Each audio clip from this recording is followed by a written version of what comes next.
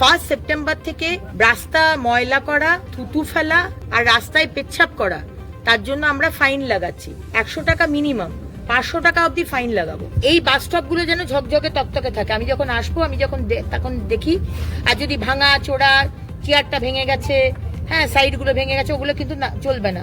পরিষ্কার করে সুন্দর করে মেরামত করে পিছনে ব্লো সাইন দিয়ে কোম্পানিজদের বলুন তারা যেন অ্যাডভার্টাইজমেন্ট শুরু করে। বেশিরভাগ বাস স্টপেই দেখি যারা ভ্যাগাবন্ড, অনেক মানুষ হয়তো অনেক অন্য দেশ থেকেও এসেছে, অন্য রাজ্যও হতে পারে, তারা ওখানে বিছানাপত্র নিয়ে ঘুমাচ্ছে।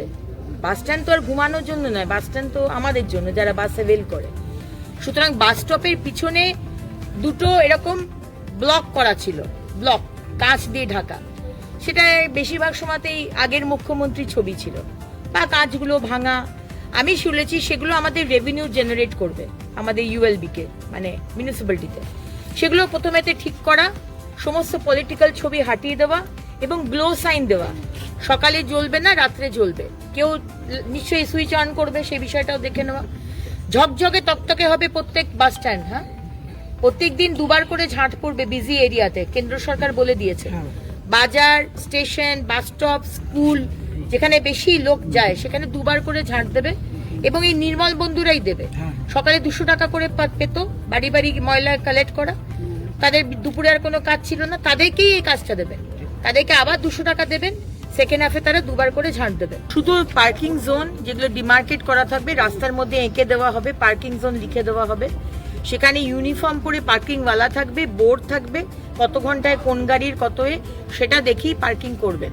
যদি অন্য জায়গায় আপনারাও যদি করেন, মানে সাধারণ মানুষ, আপনাদের কিন্তু ফাইন হবে, পেনাল্টি হবে। আমাদের রেভিনিউ দরকার। হোর্ডিং, সমস্ত ইলিগাল হোর্ডিং নামিয়ে দেওয়া হবে।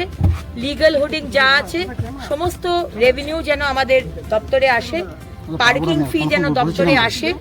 মিউনিসিপ্যালিটির যে assess, community toilet, community hall, এগুলো আগের কাউন্সিলররা নিজের মতো করে ব্যবহার করেছে। কোনো অনলাইনের বিষয় নেই, নিজেরা ভাড়া দিয়েছে, সেই টাকাগুলো নিজের পকেটে গুঁজেছে। এসব চলবে না। কোনো জিনিস অফলাইন হবে না, প্রত্যেকটা জিনিস যেন অনলাইন হয়। ঠিক আছে? যদি অনলাইন না করেন, আমি আপনাদেরকে শোকজ করে সাসপেন্ড করবো, এটা জেনে রাখুন। টোটো গুলো আমরা দেখবো। টোটো তো বন্ধ করা যাবে না, মানুষের পেটে লাথি মারা হবে না, সেটা মাননীয় মুখ্যমন্ত্রী বারবার বলে দিয়েছেন। হ্যাঁ, টোটোর একটা আলাদা স্ট্যান্ডের বিষয় দেখে নিন। টোটো যে বিভিন্ন জায়গায় দাঁড়িয়ে যায়, হ্যাঁ, কোনো নিয়ম মানছে না, এসব চলবে না।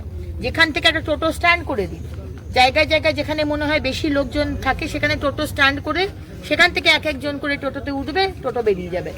যেখানে খুশি টোটো দাঁড়াবে না, যেখানে খুশি লোক দাঁড়াবে না, যেখানে খুশি গাড়ি দাঁড়াবে না। রাস্তার এক পাশে পার্কিং হবে, দুপাশে পার্কিং হবে না। সাধারণ মানুষকেও বলবো, আমরা একসাথে মিলে শহরটাকে সুন্দর করি, বাংলাকে সুন্দর করি। সুতরাং আপনারাও সহযোগিতা করেন। দেখতে পাচ্ছেন তো, তৃণমূলের কাউন্সিলররা কেউ নেই, সবাই ছেড়ে দিয়েছে।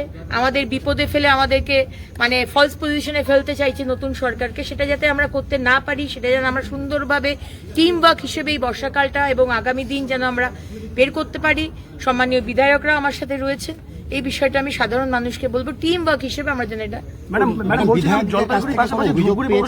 জলপাইগুড়ি পুরসভা নিয়ে বা অন্য কোনো পুরসভা নিয়ে সেটা তারা বলবেন। আপনার কাছে কোনো অভিযোগ জানিয়েছেন? অনেক পৌরসভা নিয়ে দুর্নীতি নিয়ে হয়েছে, মানুষ পরিষেবা পাচ্ছে না। 15 বছর তো পরিষেবা পায়নি। যেখানে যেখানে আমরা অভিযোগ পাচ্ছি